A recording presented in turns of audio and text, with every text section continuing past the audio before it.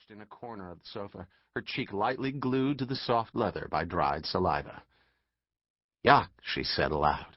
She forced herself up off the sofa, used the remote to switch off the TV, another SUV commercial, or the same one, and lurched zombie-like toward the bathroom.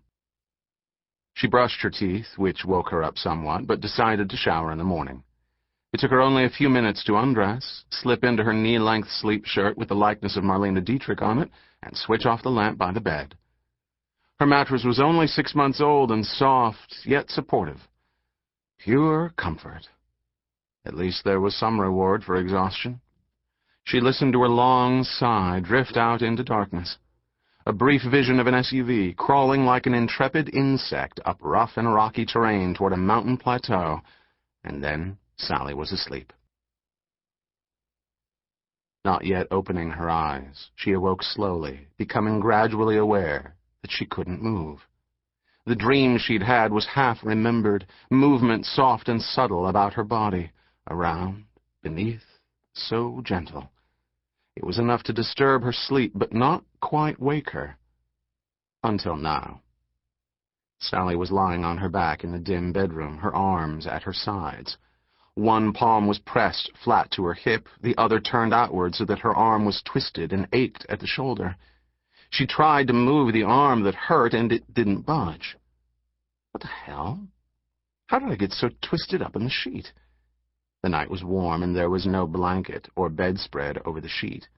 She should be able to at least goddamn move.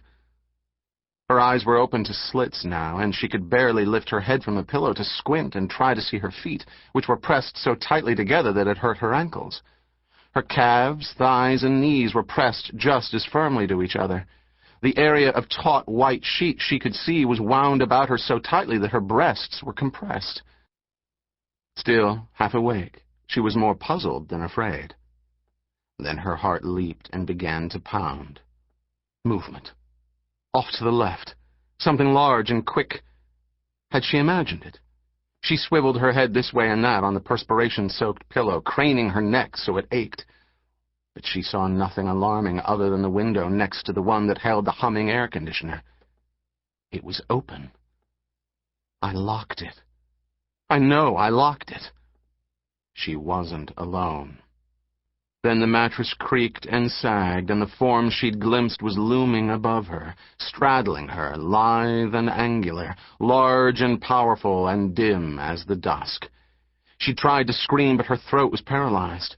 Something was jammed in her mouth, then slapped across her lips, binding them shut. Pain flared in her right side, a deep stinging sensation almost like an insect bite.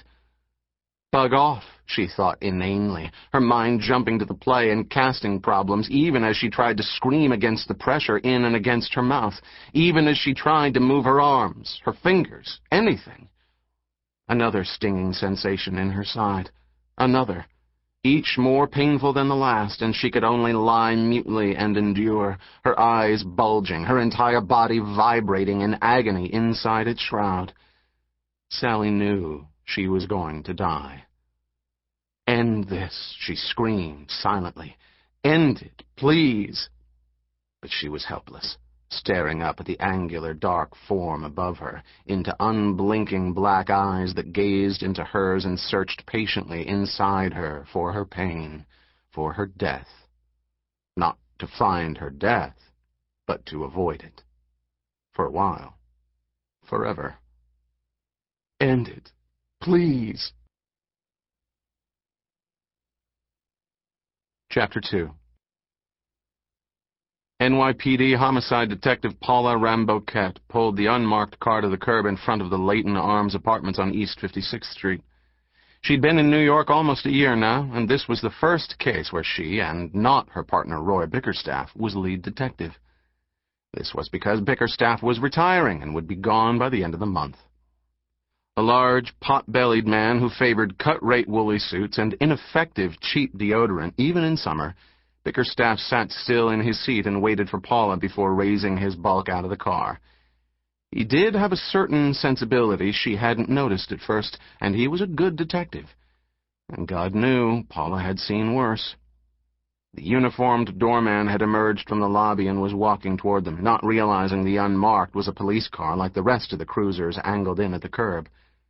He was a short, dark-haired man with an aggressive, curved nose that reminded Paula of a beak, and he was waving them away.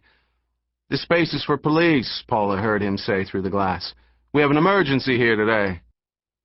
"Straightened his bird out, Roy," Paula said, thinking Bickerstaff in his rumpled brown suit would be quite a contrast with the hawk-like doorman in his royal blue outfit with gold epaulets. While the wheezing Bickerstaff opened the car door and squeezed out, she glanced over her shoulder for oncoming traffic, then climbed out on the driver's side. Despite being sartorially outranked, Bickerstaff had been persuasive. By the time Paula had gotten around the car, the doorman was holding one of the glass front doors open for them. "Ms. Bridge is on 30, he said politely, as if she were expecting them. Which Paula knew was impossible, because Ms. Bridge was dead. Paula and Bickerstaff crossed a tile lobby with a square blue area rug and gray leather furniture. Everything looked new and unsat on or unwalked on. Back in New Orleans, Paula had worked the Garden District and was more used to decaying elegance than this kind of contemporary tidiness. They zipped up to 30 in a polished steel hexagonal elevator that reflected them so many times it made Paula feel like she was standing in a crowd. Not much high-speed elevatoring in the Garden District, either. It was easy enough to find Sally Bridge's apartment on the 30th floor. Hers was the one with the door open and the blue uniforms lounging nearby in the hall. "Miss Bridge still at home?" Bickerstaff asked, still caught in the doorman's mood of civility. "You mean, have they removed the body?" one of the uniforms asked, then answered his own question. "No, she's still at your disposal." Bickerstaff gave the man a glance and waited like a gentleman for Paula to enter before him. Old school. And it was Paula who led the way past the techs dusting for prints and into the bedroom where the body lay. As they entered the room, she noticed that the door frame near the latch was splintered. The door had been forced. The assistant M.E. was still there, a seedy little guy, even more rumpled than Bickerstaff. Paula had seen him around and remembered him because his name was actually Harry Potter.